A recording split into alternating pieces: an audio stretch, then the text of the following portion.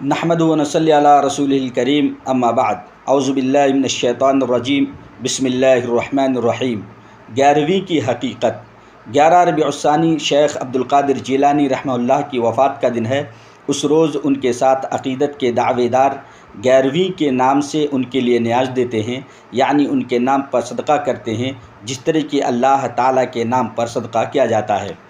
اس نیاز سے لوگوں کا مقصد شیخ عبدالقادر جیلانی رحمہ اللہ کی خوشنودی ہوتی ہے، تاکہ وہ سال بھر ان پر نظر کرم فرمائیں اور ان کی جان و مال اور اہل و عیال کی حفاظت فرمائیں، کیونکہ ان غالی عقیدت مندوں کا عقیدہ ہے کہ شیخ عبدالقادر جیلانی رحمہ اللہ اپنی قبر میں زندہ ہیں، عالم الغیب ہیں اور کائنات میں تصرف فرماتے ہیں، بلکہ وہ انہیں غوث الاعظم سب سے بڑا مددگار کہتے ہیں، اور اس بنا پر وہ ان سے مدد طلب کرتے ہیں اور یا غوث المدد کا نعرہ لگاتے ہیں۔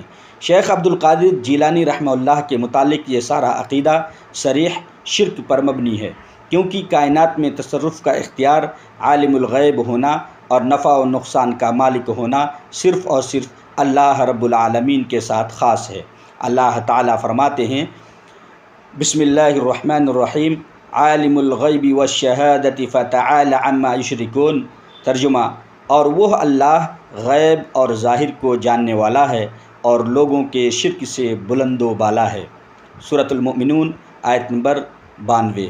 نیز فرمایا امن یجیب المضطر اذا دعاہ ویکشف السوء ویجعلکم خلفاء الارض االہ مع اللہ قلیلا ما تذکرون۔ سورۃ النمل آیت نمبر 60، 61، 62۔ کون ہے جو بے قرار کی دعا سنتا ہے جبکہ وہ اسے پکارے، اور کون اس کی تکلیف کو رفع کرتا ہے، اور کون ہے جو تمہیں زمین کا خلیفہ بناتا ہے؟ کیا اللہ کے ساتھ اور کوئی الہ بھی ہے؟ تم بہت کم نصیحت و عبرت حاصل کرتے ہو۔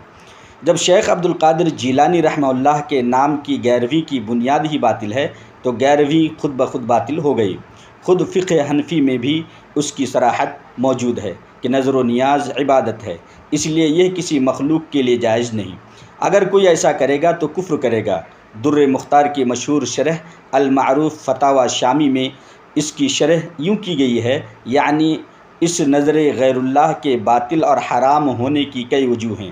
الف، یہ کہ قبروں کے چڑھاوے وغیرہ مخلوق کے نام کی نظریں ہیں اور مخلوق کے نام کی نظر جائز ہی نہیں۔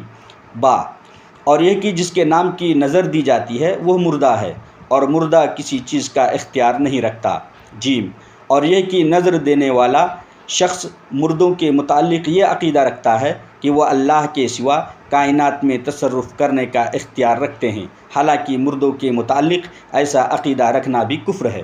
اسی طرح امام بیضاوی کی تفسیر بیضاوی کے حاشیے میں ہے کہ ہر وہ جانور جس پر غیر اللہ کا نام پکارا جائے حرام ہے، اگرچہ ذبح کے وقت اس پر اللہ ہی کا نام لیا گیا ہو۔ بلا شبہ ایصال ثواب کے لیے صدقہ کرنا جائز ہے، لیکن بلا کسی دن کے تعین کے پیر عبدالقادر جیلانی کی 11ویں اور دیگر اولیاء کرام کے نام کی نظر و نیاز دینے والا اسے ایصال ثواب کا نام دے کر مغالطہ، دھوکہ دینے کی کوشش کرتا ہے، جبکہ حقیقت یہ ہے کہ ان کی یہ 11ویں اور نظر و نیاز ایصال ثواب نہیں، کیونکہ ایصال ثواب تو میت کو ثواب پہنچانے کے لیے ہوتا ہے، جبکہ 11ویں یا دیگر اولیاء کی نظر و نیاز تو ان بزرگوں کی خوشنودی حاصل کرنے کے لیے ہوتی ہے، تاکہ وہ ان پر خوش ہو کر سال بھر ان کی جان و مال اور اہل و عیال کی حفاظت کریں۔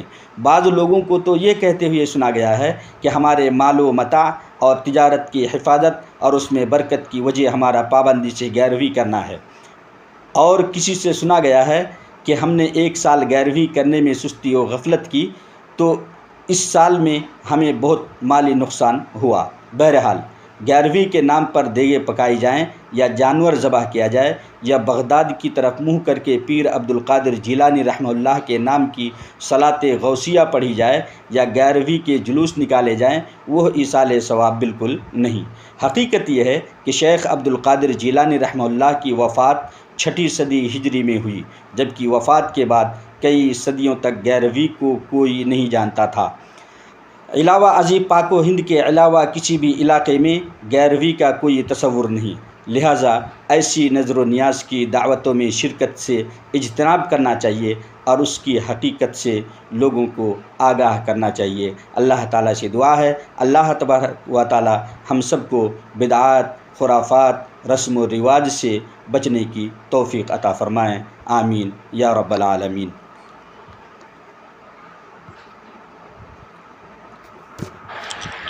زندگی کا فتنہ۔ سیدنا ابو ہریرہ رضی اللہ تعالی عنہ سے روایت ہے، انہوں نے کہا کہ